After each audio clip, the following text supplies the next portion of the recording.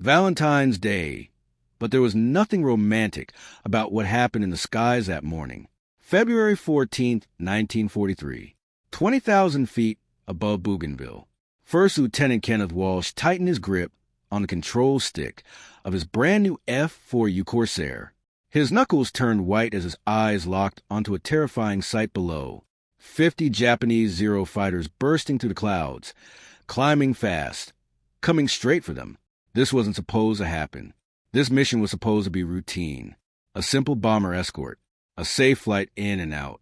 But in that moment, high above the Pacific, everything went wrong. Walsh and the 11 other pilots of Marine Fighter Squadron 124 suddenly found themselves in a fight they were not prepared for, not just against the enemy, but against their own aircraft. Because what they didn't know, what no American pilot could have imagined on that morning, was that the machine they were flying was just as deadly to them as it was to the enemy. The F4U Corsair had already earned a chilling nickname among Navy pilots, the Nine Eliminator, not because of what it did to the Japanese, but because of what it did to its own pilots. It bounced violently on landing. It stalled without warning. It leaked oil onto the windscreen at the worst possible moments. It was unpredictable, unforgiving, merciless, a fighter that demanded perfection and punished anything less with death. And yet, hidden beneath all of that danger was something else, something no one in that sky could see yet, because in the months to come, this same aircraft would achieve something almost unbelievable, an 11-to-1 kill ratio. It would shoot down over 2,000 Japanese aircraft while losing only a fraction of that number in combat, and it would earn a name from the enemy that would echo through history, whistling death. But on that Valentine's Day, there was no glory, no legend, no victory, only chaos. The Japanese Zero pilots, veterans of countless battles since Pearl Harbor, tore into the American formation with ruthless precision. They were faster in the turn, more experienced, completely in control. The sky became a storm of tracer fire, twisting metal in desperate maneuvers. And when it was over, there was silence. Smoke drifted through the sky where aircraft had once flown in formation. The losses were devastating. The Americans had lost 2 Corsairs 4P, 38 Lightnings 2P, 40 Warhawks 2B, 24 Liberators. The Japanese, they lost exactly 1-0. And even that wasn't from skill or tactics. It was from a mid-air collision. A Corsair, piloted by Second Lieutenant Gordon Lyon, slammed directly into a Japanese fighter. Both aircraft disintegrated instantly, killing both pilots. That was it. One loss. The Marines would later give that day a name that captured the scale of the disaster, the St. Valentine's Day Massacre. And to everyone watching, to every pilot, every commander, it seemed to confirm the worst possible truth. The Corsair was a failure.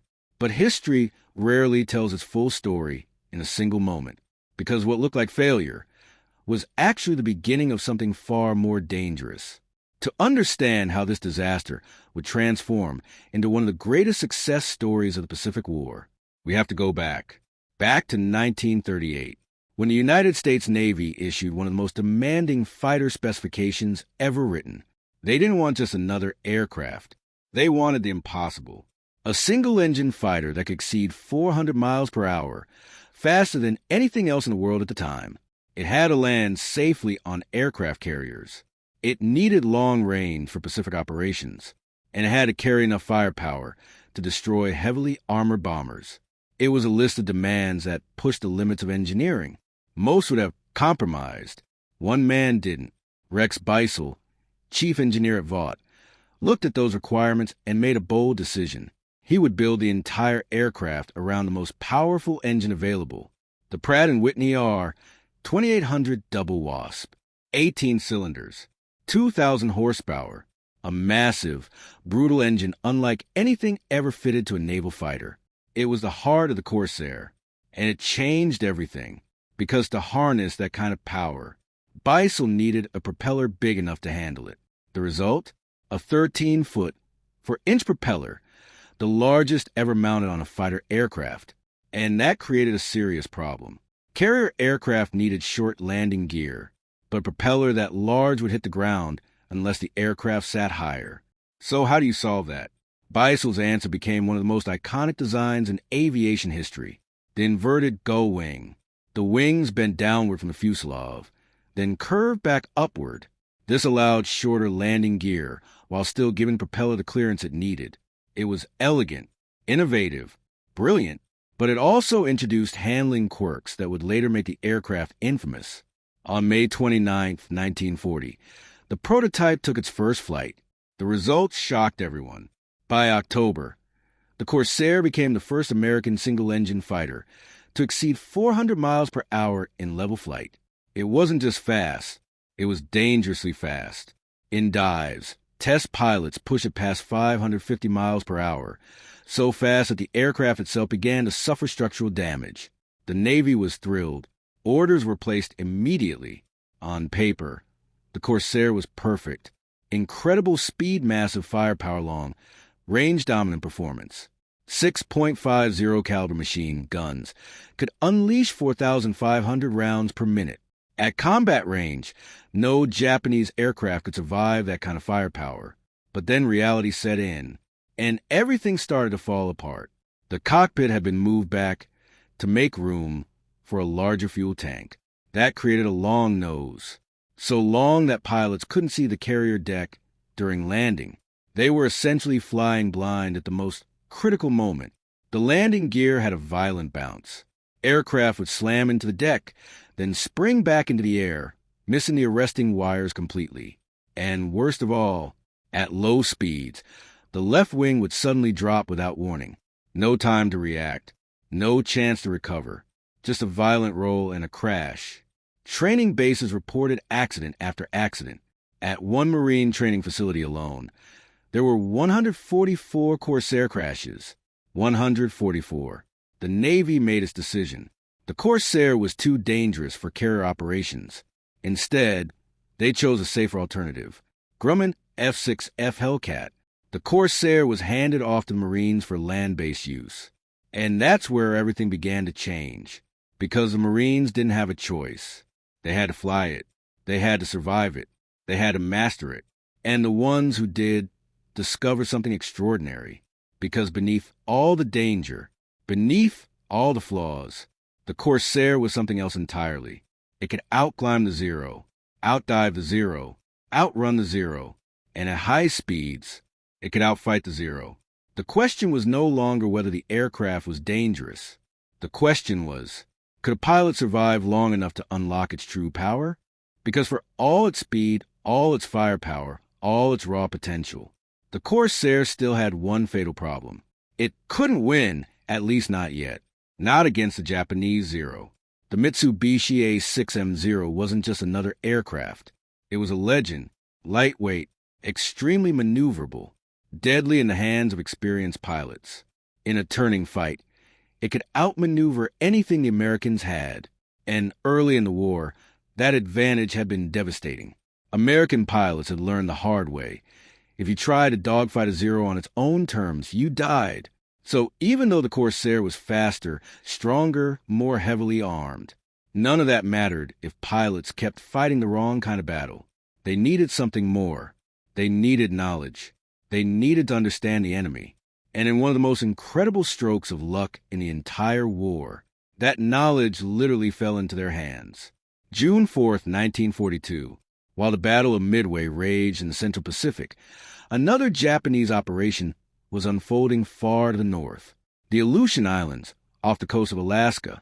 During a raid on Dutch Harbor, a 19-year-old Japanese pilot, Tadayoshi Koga, took off in a Zero. During the attack, his aircraft was hit by small arms fire. Just one bullet. That's all it took. It punctured his fuel line. Koga turned away, searching desperately for a place to land. His wingmen spotted what looked like a perfect emergency landing site. A Kutan Island, a flat stretch of land covered in grass. It looked safe. It looked solid. It wasn't.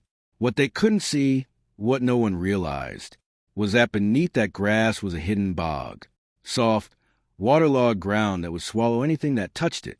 Koga lowered his landing gear, came in smooth, perfect approach.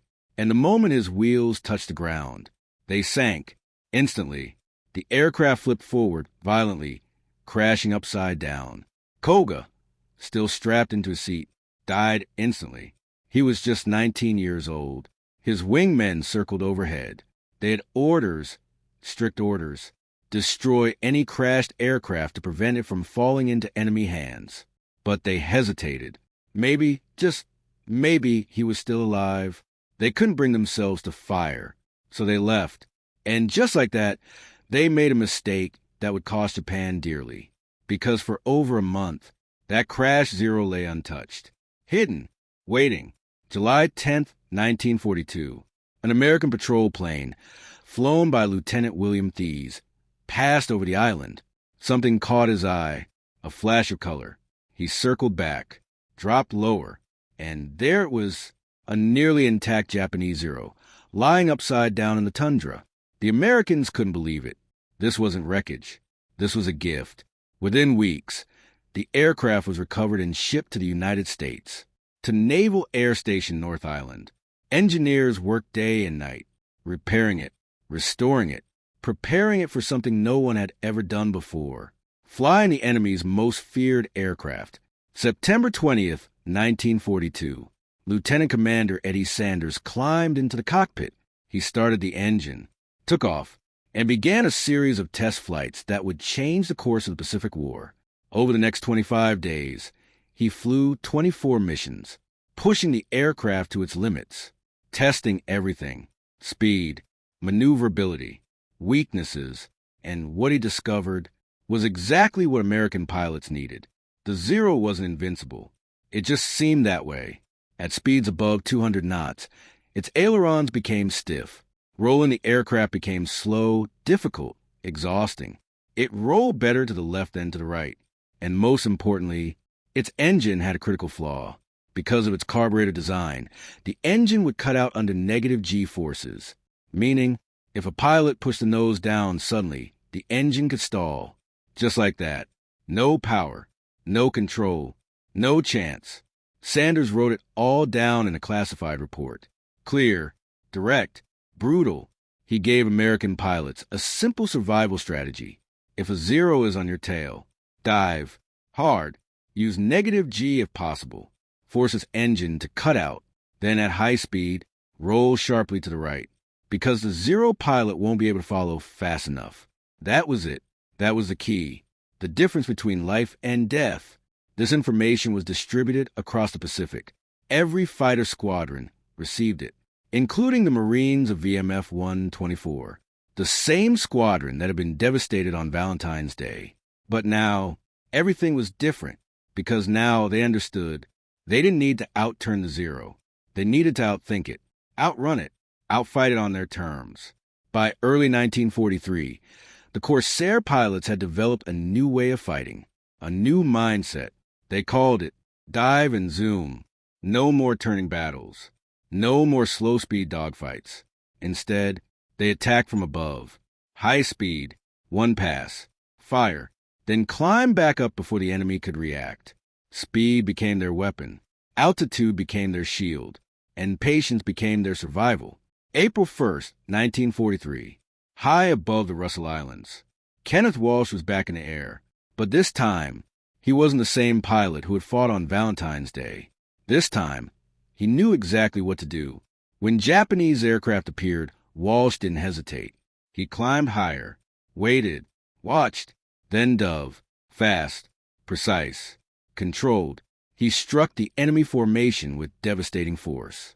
When Zeros tried to turn with him, he didn't follow. He rolled right, dove away, used speed to escape. When they tried to chase, he pushed his aircraft to full power and simply outran them.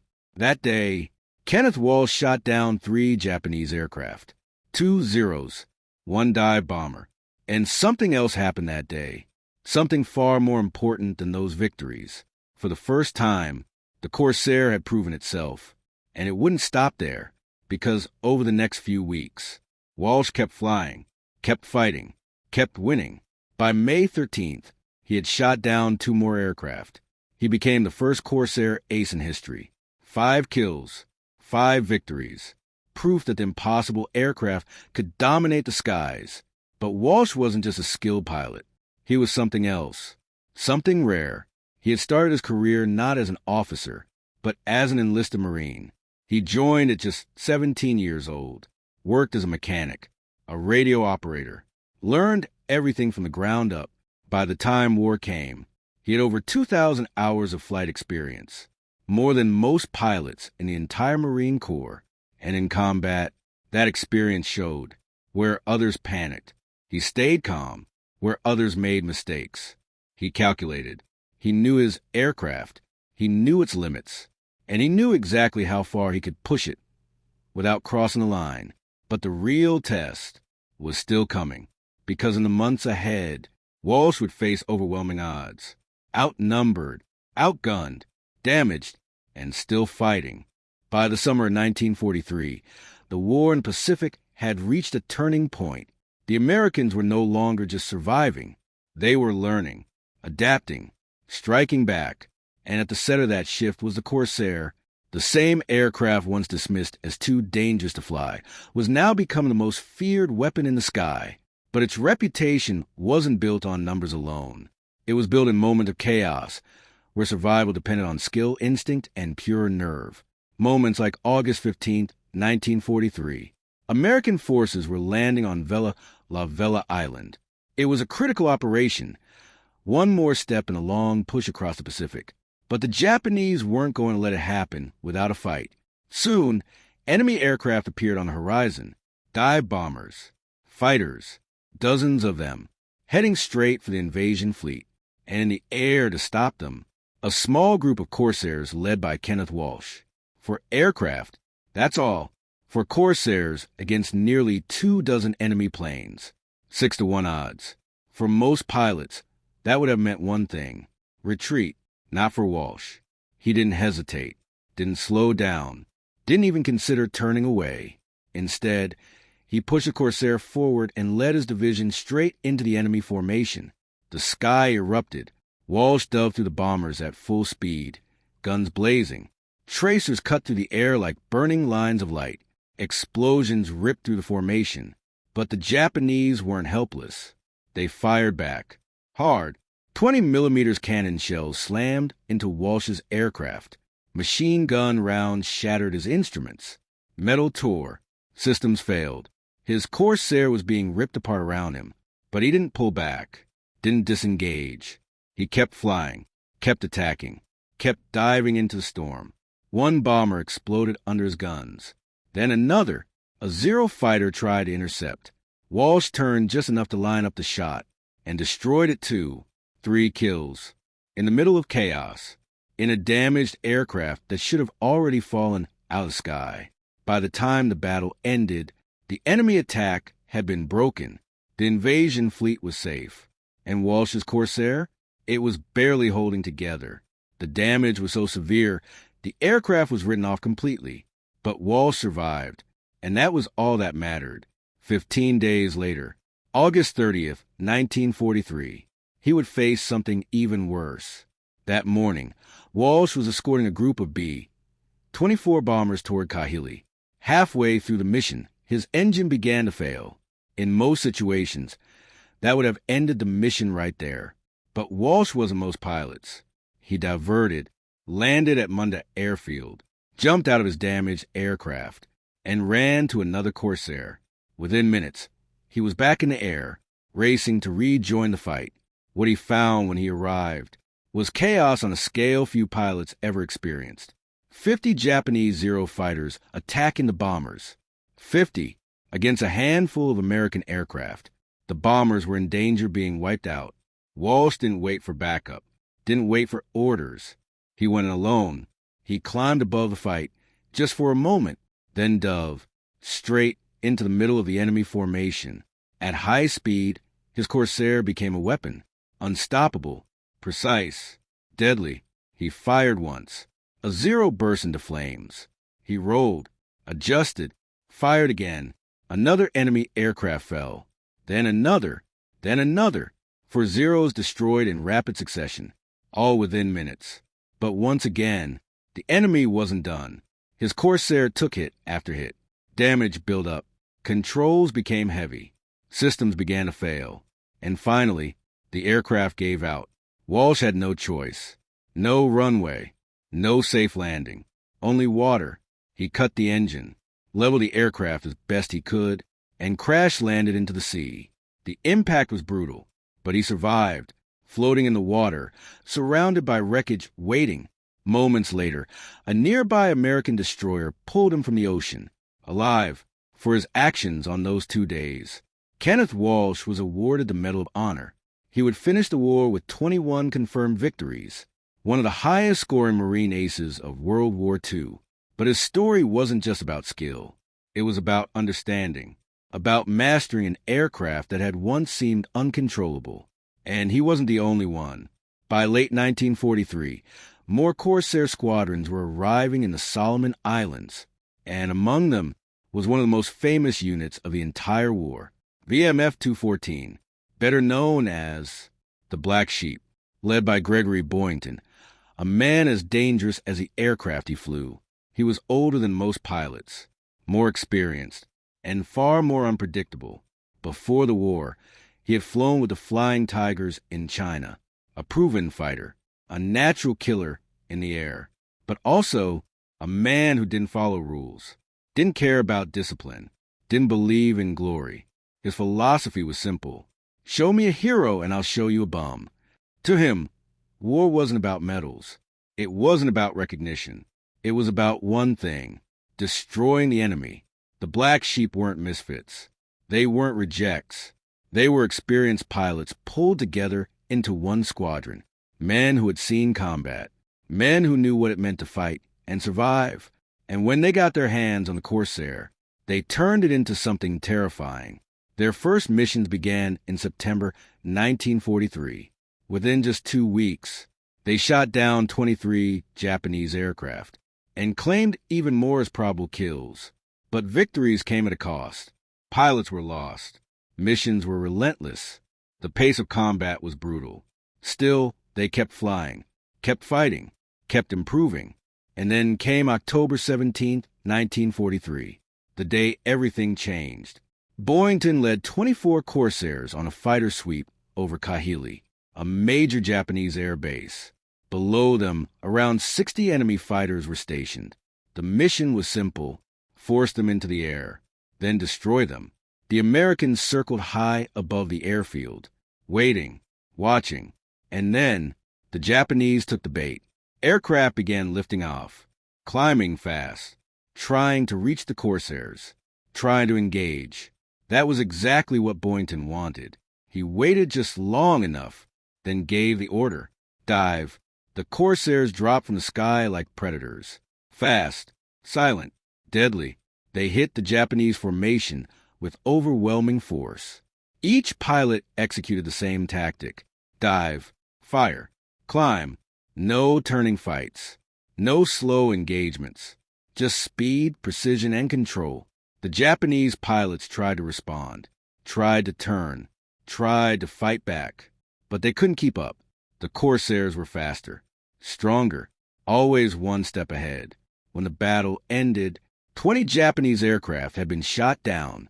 20. The Black Sheep, they didn't lose a single pilot. Not one.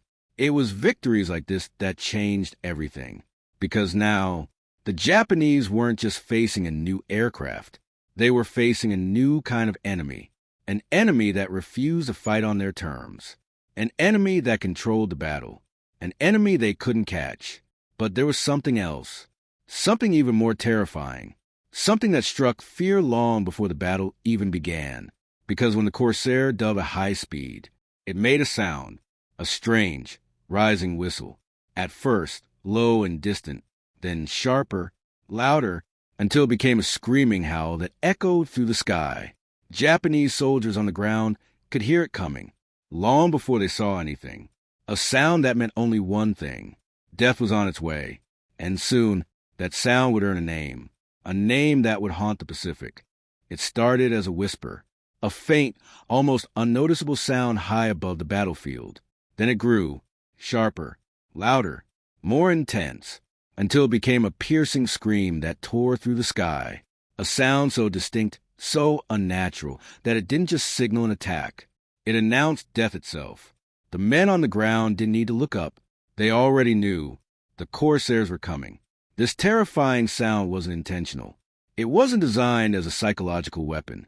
It was an accident of engineering. The F4U Corsair's air intakes, placed along the inner wings to keep the aircraft aerodynamically clean, created a unique effect at high speeds. As air rushed through these narrow openings during a dive, it produced a rising whistle, low at first, then higher, then a screaming shriek that could be heard from miles away.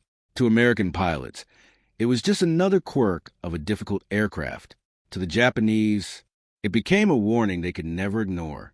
Veteran Japanese pilots, including Saburo Sakai, would later describe the Corsair as one of the most feared aircraft they ever faced, not just because of its speed, not just because of its firepower, but because of what it represented. By late 1943, the balance of power in the Pacific skies had shifted. At the beginning of the war, the Mitsubishi A6M0 had dominated everything. It could outturn, outclimb, and outrange most Allied fighters. Japanese pilots, highly trained, highly experienced, achieved incredible kill ratios. In those early months, they were nearly unstoppable. But that advantage didn't last, because war is a race, not just of weapons, but of adaptation. And the Americans were learning faster. The Corsair wasn't just a new aircraft. It was a new philosophy of combat. No more turning battles. No more fighting the enemy on equal terms. Instead, speed, power, control, attack when you want, leave when you want, dictate the fight. By the end of 1943, the numbers told the story. Corsair pilots had already claimed hundreds of aerial victories. An aircraft once considered too dangerous to operate was now dominating the skies. But that dominance came at a cost. Even as victories increased, so did the accidents. The Corsair never stopped being dangerous, not even to its own pilots. During the war, 189 Corsairs were lost in Combat 1, for 35 were lost in accidents. More than 7 times as many aircraft were lost outside of combat than in it. Training crashes, landing failures, engine problems, a moment of inattention. And the aircraft would kill. Pilots had to respect it, had to master it, had to treat every flight like a test. Because the Corsair didn't forgive mistakes. It punished them. And yet, for those who survived long enough to understand it, the rewards were unmatched. Because by 1944, the Corsair had evolved. A new version entered service. The F4U, faster, stronger, more refined, powered by an improved engine delivering over 2,400 horsepower. It could reach speeds of nearly 450 miles per hour, climb faster than ever before, and for the first time, it became suitable for carrier operations. At first, the Navy had rejected it, declared it too dangerous for carrier landings. But things changed, because across the ocean, the British had already proven something important. The Royal Navy had been operating Corsairs from their carriers successfully. They developed a new landing technique, a curved approach. Instead of flying straight toward the deck, pilots approached in a gentle curve. This allowed them to keep the carrier in sight at all times. No blind spots, no guessing, no last-second corrections. The Americans adopted the same method. And finally, the Corsair returned to the decks of aircraft carriers, just in time for the final phase of the war. By 1945, Japan was running out of options. Its navy was shattered. Its experienced pilots were gone. Its industry was collapsing under constant bombing. And American forces were getting closer, island by island, step by step. Then came Okinawa, the last major battle before a potential invasion of Japan itself. And with it came a new kind of warfare, desperation. The Japanese knew they could no longer win in traditional air combat. They couldn't match American aircraft. They couldn't match American production. And they certainly couldn't match the Corsair. So they turned to something else, something extreme. Kamikaze. The idea was simple. If you can't defeat the enemy, become the weapon. Pilots were given aircraft, often Mitsubishi A6M0 fighters, loaded with bombs. Their mission, crashed directly into American ships. No return, no survival, only impact. Vice Admiral Takejiro Onishi put it bluntly, "This is the only way to ensure our limited strength is effective." It was a strategy born not from confidence, but from desperation. Think about what that meant. The Zero, once the most feared fighter in the Pacific, had been reduced to a flying bomb. Its pilots, often young, inexperienced, sent on one-way missions. It was the ultimate sign that the air war had been lost. And against this new threat, the Corsair proved itself once again. Its speed allowed it to intercept incoming kamikaze aircraft before they reached the fleet. Its climb rate let it gain altitude quickly and strike from above. Its firepower could destroy an enemy plane in seconds. And its rugged design meant it could take damage and keep flying. During the Battle of Okinawa, Corsair squadrons operated from captured airfields on the island itself.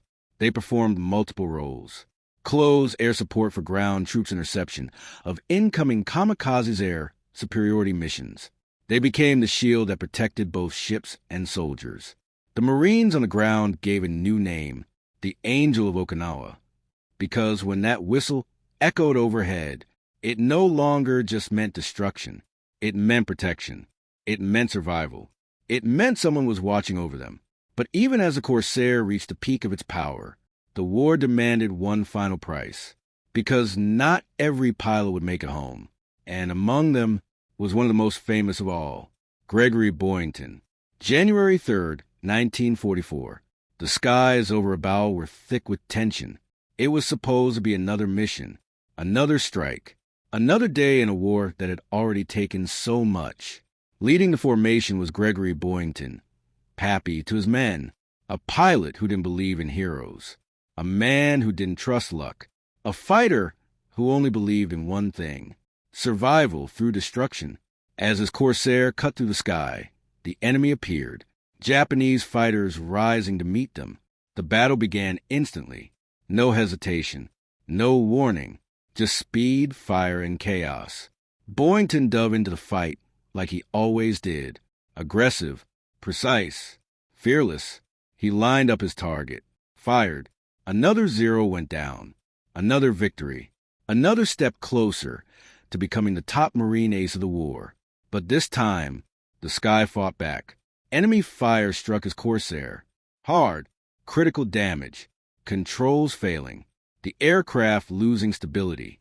He tried to recover, tried to fight the machine, tried to stay in the air, but it wasn't enough. His Corsair went down into the sea, vanishing beneath the waves. For the Marines watching from above, there was no sign of survival, no parachute, no movement, nothing. They believed he was dead. Another pilot lost the war, another name added to the list. But they were wrong. Boyington had survived, barely, pulled from the ocean by Japanese forces, captured, taken prisoner. For the next 17 months, he would endure conditions that pushed human limits: beatings, starvation, isolation, a constant fight just to stay alive. Back home, the Marines had already honored him. His Medal of Honor was awarded posthumously because everyone believed he would never return. But war has a way of rewriting stories. August 1945. The war ended. Japan surrendered. And from the shadows of captivity, Boyington emerged, alive. When he returned, he weighed just over 100 pounds. Thin, broken, scarred, but alive. On October 5th, 1945, he stood on the White House lawn, where Harry Truman personally placed a Medal of Honor around his neck, a medal he had earned in the skies and survived to receive on the ground. Boyington finished the war with 28 confirmed victories, the highest-scoring Marine ace of World War II. But his story was just one part of something much bigger, because by the time the war ended, the Corsair had rewritten history. This aircraft, once rejected, once feared by its own pilots, once called too dangerous to fly, had become the most dominant fighter in the Pacific. Its record was almost unbelievable. Over 2,100 Japanese aircraft destroyed, only 189 losses, an air combat kill ratio of more than 11 to 1. It dropped thousands of tons of bombs, flew tens of thousands of missions, and achieved a level of dominance few aircraft in history could match. Compare that to its rival, Grumman F-6F Hellcat, also successful, also powerful, but often facing less experienced enemy pilots later in the war. The Corsair's victories were forged in the toughest battles, against the best Japan had left, and the men who flew it, pilots like Kenneth Walsh Gregory, Boyington Robert Hanson Donald Aldrich, they proved something extraordinary, that a machine designed on the edge of control could become unstoppable in the right hands. More than 12,000 Corsairs were built. Its production continued long after the war ended. It would go on to fight in Korea, serve in foreign navies, and remain in service for decades. But its legacy was forged in the Pacific, in the skies over Guadalcanal, over Bougainville, over Rabaul, over Okinawa, in the roar of its engine, in the flash of its guns, and in the sound that made enemies freeze in fear. That sound, the whistle, the scream of air tearing through its wings as it dove from the sky, a sound that Japanese soldiers learned to recognize instantly, a sound that meant you had seconds to react, or none at all. They gave it a name that would outlive the war itself, Whistling Death. And now, we return to where it all began. February 14th, 1943, 12 Marines, 12 Corsairs, a mission that ended in disaster, a day that proved nothing except how unprepared they were. But what those pilots could know, what no one could have imagined, was that they were flying the future, an aircraft that would end Japanese air superiority, an aircraft that would force an enemy into desperation, an aircraft so dominant that the only response left was suicide attacks. The Corsair was never safe. It was never easy. It was never forgiving. But for those who mastered it, for those who survived long enough to understand it, it became something else entirely. Not just a fighter, not just a weapon, a legend, because, in the end, when Japanese soldiers heard that whistle in the sky, that rising, screaming sound, they didn't need to look up. They already knew